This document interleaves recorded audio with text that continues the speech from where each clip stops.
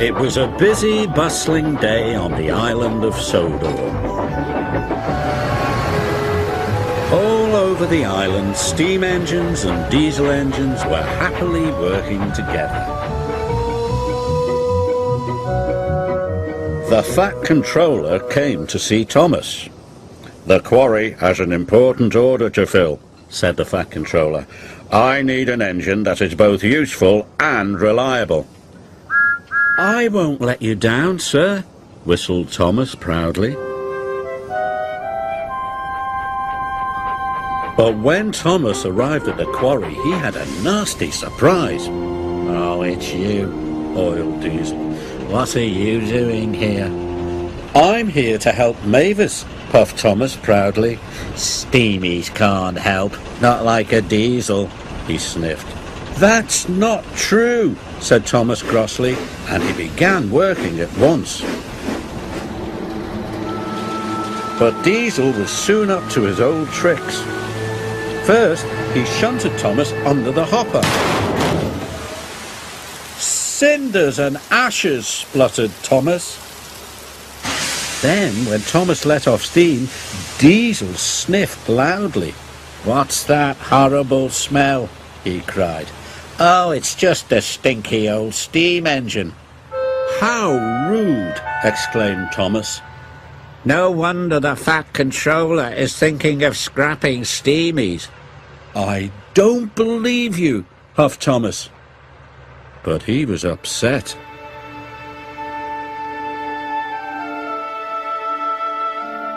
That night Thomas stayed at the quarry, but he couldn't sleep. "What if Diesel is right?" Thomas said sadly. "What if the Fat Controller scraps all of us?" Thomas was worried.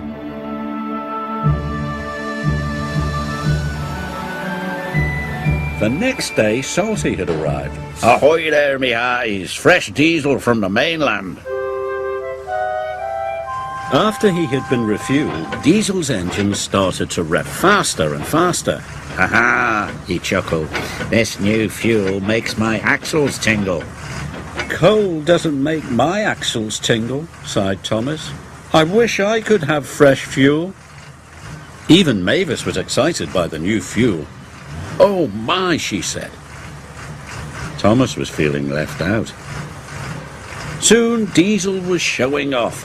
"I'm the fastest engine in the world," he boasted. "Look at me go." Suddenly, Diesel's engine coughed. Then it started to splutter. Black, smelly smoke billowed from his exhaust. "I feel sick," wailed Diesel. Mavis started billowing smoke too. "So do I," she groaned. The quarry manager was upset. "It's the new fuel," he cried. "Water must have leaked into the tanks." Soon, all the other diesels had broken down. Harry, Bert, even Salty had ground to a halt. So the Fat Controller telephoned the quarry manager. And the quarry manager came to see Thomas. "You are to collect fresh diesel from the fuel depot." "Right away, sir," whistled Thomas. And he steamed out of the quarry as fast as he could.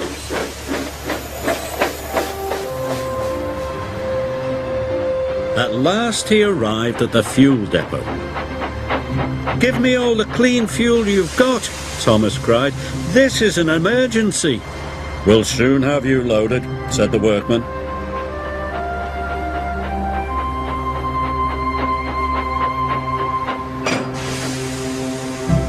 Thomas was soon loaded with trucks carrying fuel drums. The fuel drums were very heavy.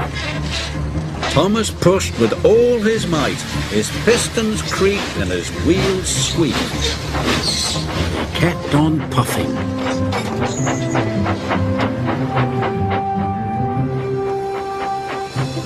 Thomas trundled all over the island with fresh fuel for everybody. For Salty,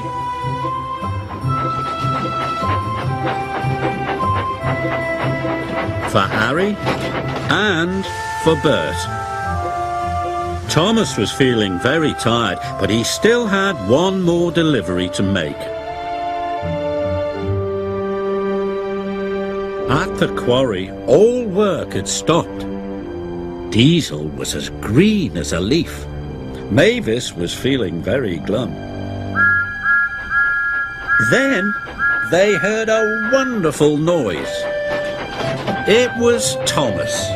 He steamed into the quarry with one final puff.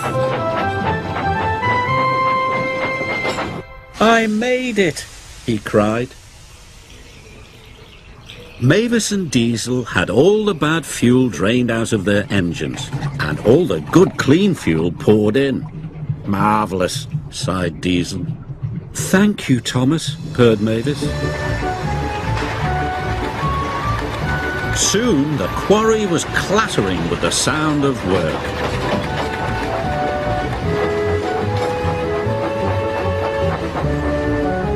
And finally, the important job was done. The Fat Controller arrived on board Percy. "Well done, Thomas," boomed the Fat Controller. "You have saved the day. You are a really useful engine and a credit to the railway." "Thank you, sir," puffed Thomas proudly. And even Diesel had to admit that Thomas is a very special engine, even if he is a steamy.